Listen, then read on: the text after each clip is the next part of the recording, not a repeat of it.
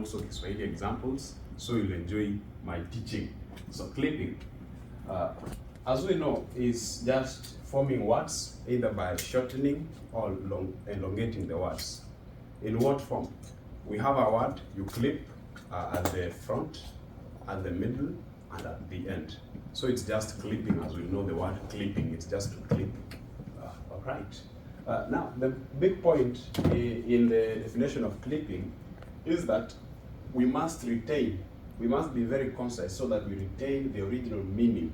It's a form of reduction, because the word that is clipped, it must make sense for the one who is receiving it, or the one who is reading it. So anything that you clip, which that is left must make sense.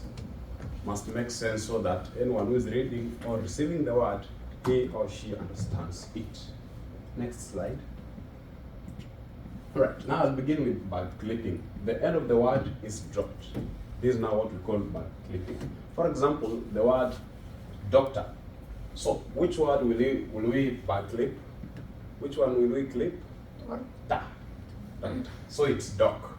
Because we know when you hear anyone saying doc, you'll understand easily. Doc. It's a short form. Maybe just to be faster. You know, let's say if today you are being hospitalized, you are sick. By the time we say the word doctor, time has flown away. So we will just be faster. So in that situation, we must use words that are faster to pronounce so that we save your life. We have in Kiswahili now, it's daktari. Doctor is daktari in Swahili. So if we clip the word R, we can say duct. Though I realized something. Now in Swahili, mostly these words, most of them don't make much sense. When we clip at the end, they don't make that sense, because now saying duct does not bring that vocabulary. So I clipped it, yes, but I realized that as I was doing the clipping, it's just a few that are well known, because you can't say duct. People will be like, what are you saying?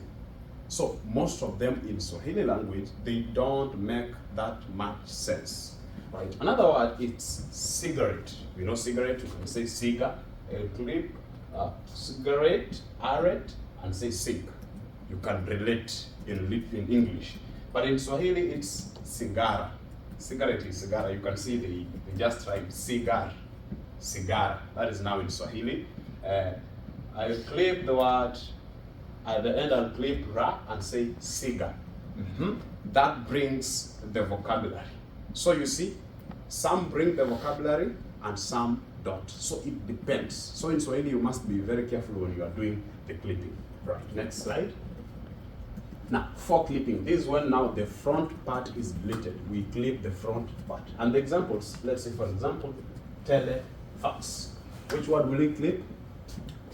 In telefax? I'll clip tele. And we have fax. Now in Swahili I got it. This makes sense. Simu, faxi.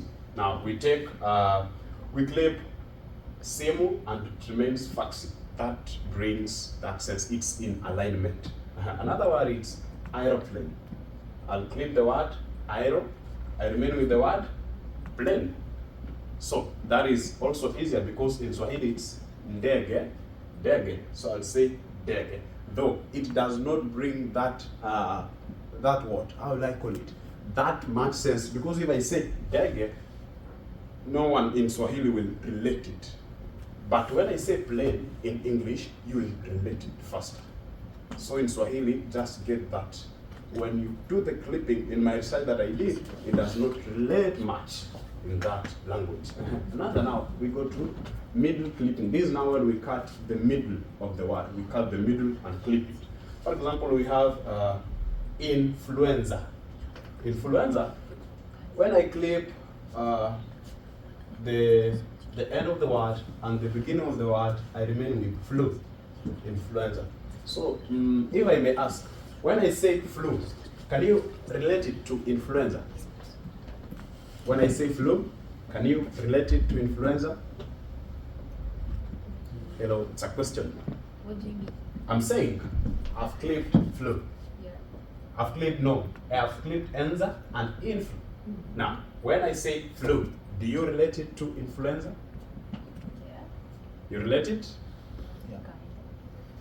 We just say fluid, it's all. But we understand what does it mean, and we understand that it is actually clipping.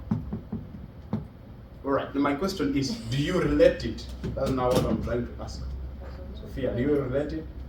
Yes. I don't know. I just know flu. I didn't know that influenza exists before this. But okay. Any other person with a different opinion? Maybe? Daniel? Okay. It's only that many people use flu. The term influenza, most people just tend to use flu every day. So flu has become everyday's word. So people tend to forget the original word. Yeah. Thank you. That now will lead us to what we call coinage. Coinage, yeah, we'll get there and I'll tell you something. Thank you so much. And we have refrigerator, which is, now I'll take it as fridge. When I do the clipping, it becomes fridge. Next slide. A question, maybe? Sophia, you have a question? All right, I had over mama. Okay, now, what's blending? What's blending? Now, blending, it's now building pattern, a word building pattern when two separate elements of the words merge to produce a new word. This is blending.